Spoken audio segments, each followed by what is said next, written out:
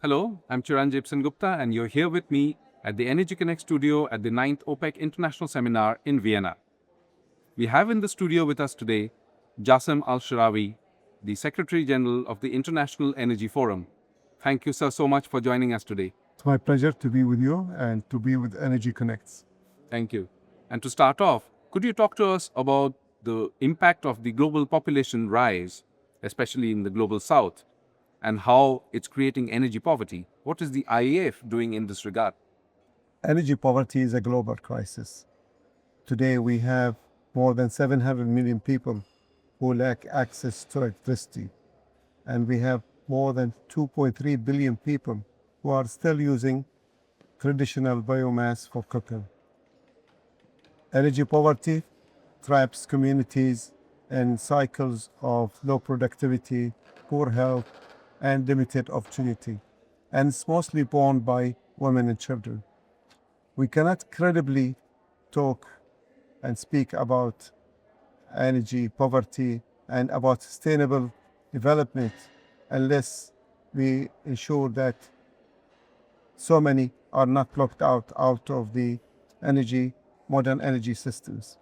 Energy poverty is not limited or confined to developing countries. Even OECD consumers are facing high energy costs and impacting their affordability, and they are also exposed to risks of supply, energy supply risks.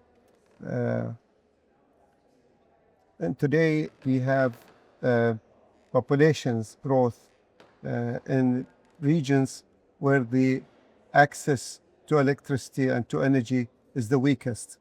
If we take Africa, for example, where the population growth and energy demand is going to double by 2050, whereas with no supportive policies and appropriate financing, the per capita consumption would be, as it is today, way below the global average.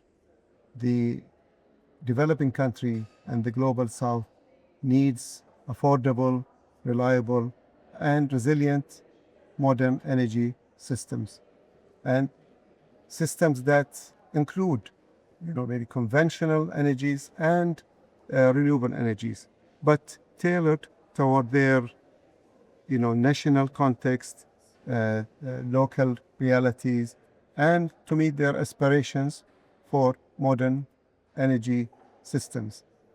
The developed countries need to do more in order to help the developing countries, in particular the global south, to have policies that are supportive to scale up finance and to allow them to have energy systems that are meeting their requirements and that are inclusive and flexible. As the IEF, we have a role with also other organizations to help developing countries to achieve those objectives. That's a very, very comprehensive overview. And before we go into the next topic, could you give us a quick update on the mission and vision of the International Energy Forum under your leadership, and also how the IEF is helping lift countries and sectors out of energy poverty using its mandate? We, as an intergovernmental organization representing producer and consumer countries, and provide a platform, a neutral and independent platform for dialogue between stakeholders in the energy industry. We work with many international partners and international organizations in order to support energy security, markets transparency and data transparency, and orderly, just, and balanced energy transition. These are the focus areas that we have. And we work with many organizations. For example, we work with OPEC and IEA on a trilateral program where we work toward narrowing the gap between the understanding of the future of energy and the energy security. And we look at future energy outlooks, and we try to compare and to converge toward objectives of that will enable everybody to have their own and countries to chart their own energy future in line with their aspirations and sustainable development goals. As you explained about the IEF and the whole environment that we are operating in right now. See, I mentioned about the trilateral program that we have with OPEC and the IEA.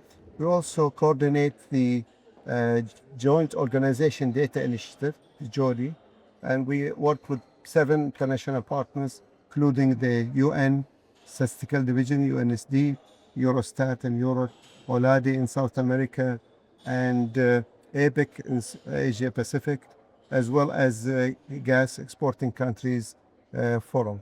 And we collate data, we publish the data on oil and gas to benefit analysts and to benefit the energy community.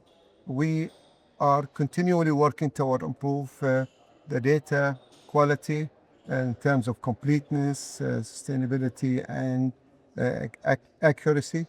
And we are looking to even expand on the JODI initiative because now it covers oil and gas. We need to consider including the sustainability metrics as part of that. And we're working on that.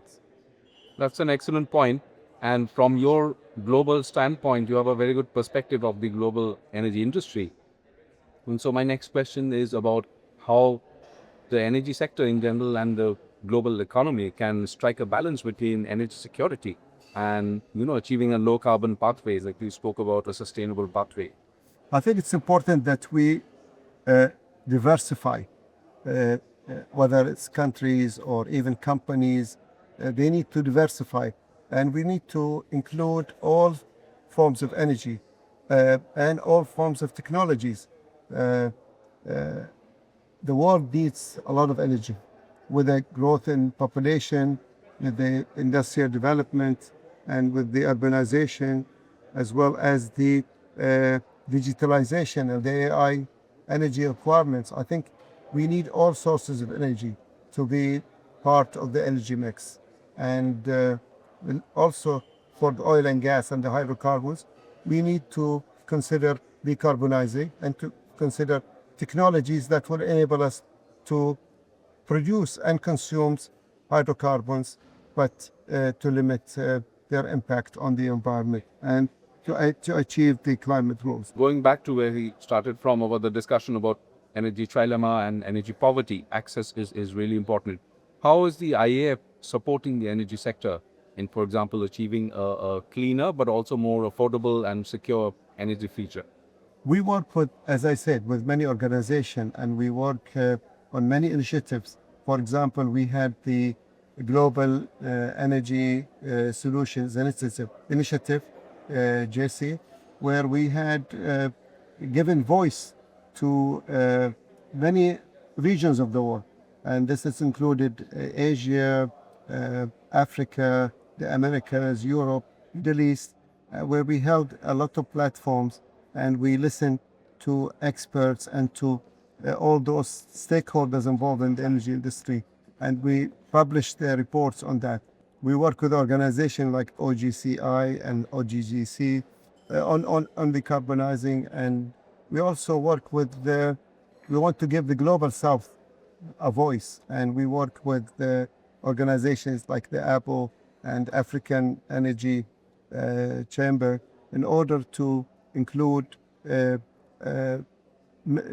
countries from Africa and from the Global South to be part of our IEF community, to have their voice, to listen to their needs, to listen to their challenges, and to look at what opportunities, and to also encourage investment and financing for the projects that are needed and the initiatives that are needed in the Global South. Thank you, sir. Thank you so much for your excellent insights, and thank you for coming down to the Energy Connection. Thank you very much. It's my pleasure. Thank you. Thanks for watching, and you can get more comprehensive coverage of the energy industry and studio interviews like this energyconnects.com. Don't forget to follow us on social media, and I will be back with more studio interviews from the 9th OPEC International Seminar in Vienna. Stay tuned.